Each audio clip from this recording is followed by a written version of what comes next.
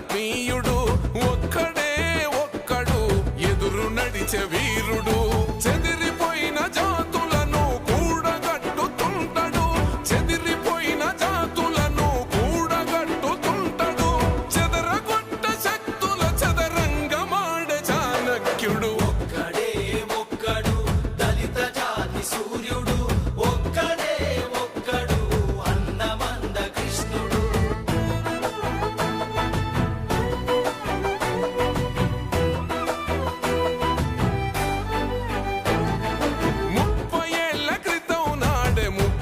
పసిగట్టినోడు ఎదురొచ్చిన ఉప్పెనలకి చెమటలు పట్టించినోడు చినుకై ఒక్కడ ధునికి తుఫానుగా ఎదిగినాడు అసమానతల తలలను సునామీ వలె ముంచినోడు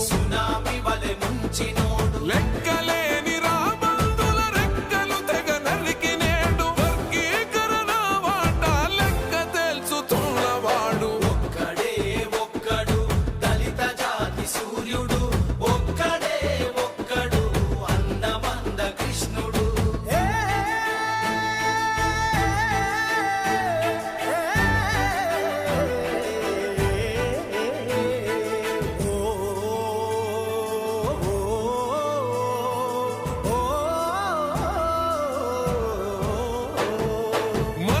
మనువాదులనెదిరించిన మరో జాంబవంతుడు అహంకార కోటలను కూల్చిన హనుమంతుడు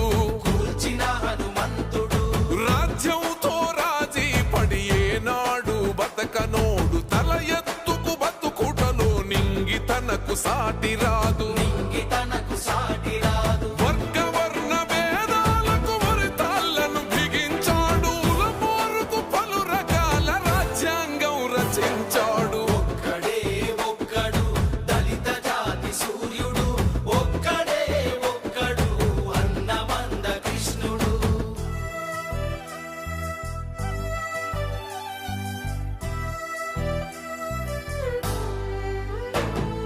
నిలువెల్ల సమస్యలను కౌగిలించుకున్నవాడు వెనకబడిన తన జాతిని ముందుకు నడిపించేటోడు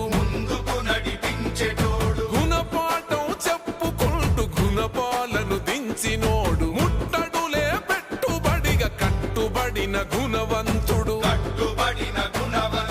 ధిక్కారమే భాస్వరముల నర నరాన పొదిగినోడు భారత ఖండముల కొత్త వెలుగై ఉదయించినోడు ఒక్కడే ఒక్కడు దళిత జాతి సూర్యుడు ఒక్కడే ఒక్కడు అన్నమంద కృష్ణుడు ఒక్కడే ఒక్కడు అందరి ఆత్మీయుడు ఒక్కడే ఒక్కడు ఎదురు నడిచే వీరుడు ఒక్కడే ఒక్కడు దళిత జాతి సూర్యుడు ఒక్కడే ఒక్కడు అన్నమంద కృష్ణుడు ఒక్కడే ఒక్కడు అందరి ఆత్మీయుడు ఒక్కడే ఒక్కడు 31వ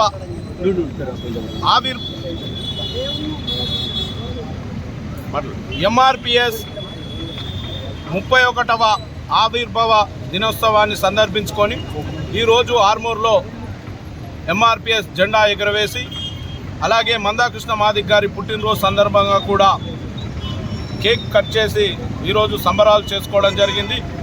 ఈ సందర్భంగా ఎంఆర్పిఎస్ ఎస్సీ వర్గీకరణ కోసం పుట్టినటువంటి ఎంఆర్పిఎస్ ఈ 31 సంవత్సరంలో ఎంఆర్పిఎస్ పోరాటం చేస్తూనే ఈరోజు ఎస్సీ వర్గీకరణ సాధించుకున్నాం. ఈ సాధించుకునే క్రమంలో ఎంఆర్పిఎస్కు చాలామంది మాదిగలు మాదిగేతరులు చాలామంది కూడా మరి ఎంఆర్పిఎస్ ఉద్యమానికి అండదండగా ఉన్నటువంటి అన్ని రాజకీయ పార్టీలకు ప్రజా సంఘాలకు వ్యాపారస్తులకు మీడియా రంగానికి పోలీస్ రంగానికి ప్రతి ఒక్కరికి కూడా మరి మేము కృతజ్ఞతలు తెలియజేస్తూ వారిని ఈరోజు మేము అభినందిస్తూ ఉన్నాం. ఈరోజు ఎంఆర్పిఎస్ మాదిగల కోసం పోరాడుతూనే ఈరోజు ఎస్సీ వర్గీకరణ ఉద్యమం చేస్తూనే ఇలా వికలాంగులకు పింఛన్ రూపంలో వృద్ధులు వితంతువులకు పింఛన్లు ఆసరా పింఛన్లు ఇలా సాధించి పెట్టిన ఘనత మరి ఎంఆర్పిఎస్ది మందాకృష్ణ మాదిక్ గారిది. ఈరోజు ఎంఆర్పిఎస్ పోరాటం గతంలో వికలాంగులు వృద్ధులు వితంతువుల పింఛన్ పింఛన్ల మీదనే మరి గవర్నమెంట్లు కూడా ఏర్పడ్డ సందర్భాలు ఉన్నాయి.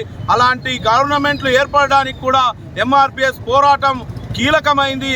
ఇలా వాళ్ళు పెట్టినటువంటి పథకాలే కొన్ని ప్రభుత్వాలు ఏర్పడడానికి సిద్ధమైనవి అని చెప్పేసి సందర్భంగా గర్వంగా చెప్తా ఉన్నాం. ఈరోజు మాదిగలు భారత రాజ్యాంగంలో లేనటువంటి ఎస్సీ వర్గీకరణను మరి సాధించి పెట్టిన ఘనత గౌరవ మందాకృష్ణ మాదిగదే అని చెప్పేసి సందర్భంగా తెలియజేస్తా ఉన్నాం. ఈరోజు 30 సంవత్సరాలలో మేము కోల్పోయినవన్నీ కూడా ఇప్పుడు తిరిగి పొందడానికి మాదిగలందరూ సిద్ధంగా ఉండాలి.